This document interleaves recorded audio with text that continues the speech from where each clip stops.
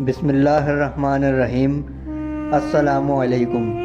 حضور صلی اللہ علیہ وسلم صحابہ کرام کے مقدس لشکر کو لے کر خیبر کے یہودیوں کی سرکوبی کے لیے نکلے اور خیبر پہنچ کر یہودیوں کے سب قلعوں کو محصور کر لیا۔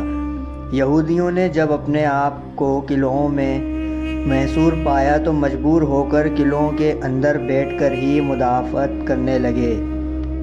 یہودیوں کو اپنے ان قلعوں پر بڑا ناز تھا، لیکن اسلامی شیروں نے ان کے تیروں اور پتھروں کی زد میں رہتے ہوئے آگے بڑھ کر قلعہ نام کے ساتھ اور بھی 2-1 قلعے فتح کر لیے۔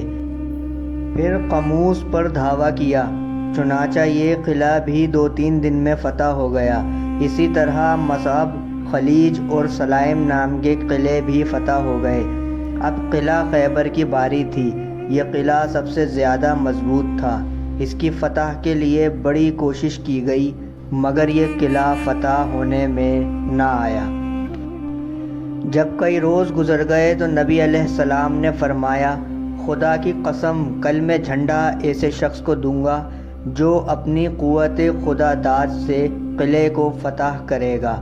چنانچہ دوسرے دن نبی علیہ السلام نے حضرت علی رضی اللہ عنہ کو جھنڈا دیا اور فرمایا، جاؤ تم اس قلعے کو فتح کرو۔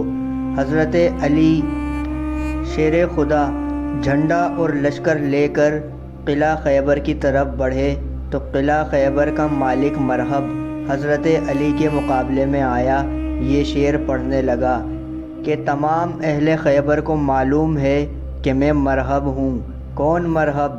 وہ جو مسلح اور تجربہ کار اور بہادر ہے۔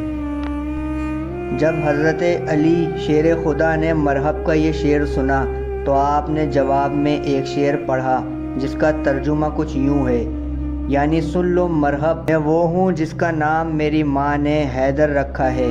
حیدر یعنی شیر جو جنگل کے شیروں کی طرح مہیب ہے۔ اس کے بعد مرحب اور حضرت علی شیر خدا کا مقابلہ شروع ہو گیا۔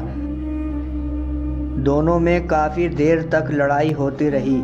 آخر حضرت علی شیر خدا کی تلوار مرحب کے سر پر پہنچی اور سر کے 2 ٹکڑے کر کے اس کے بدن کے بھی 2 ٹکڑے کر دیے۔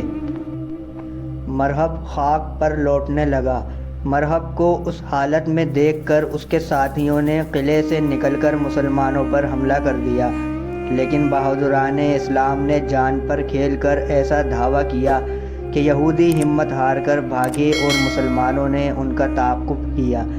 حضرت علی قلعے کے اندر پھلانگ کر پہنچ گئے اور قلعے کے دروازے کو پکڑ کر اس زور سے کھینچا کہ پل بھر میں اسے اکھاڑ کر الگ پھینک دیا۔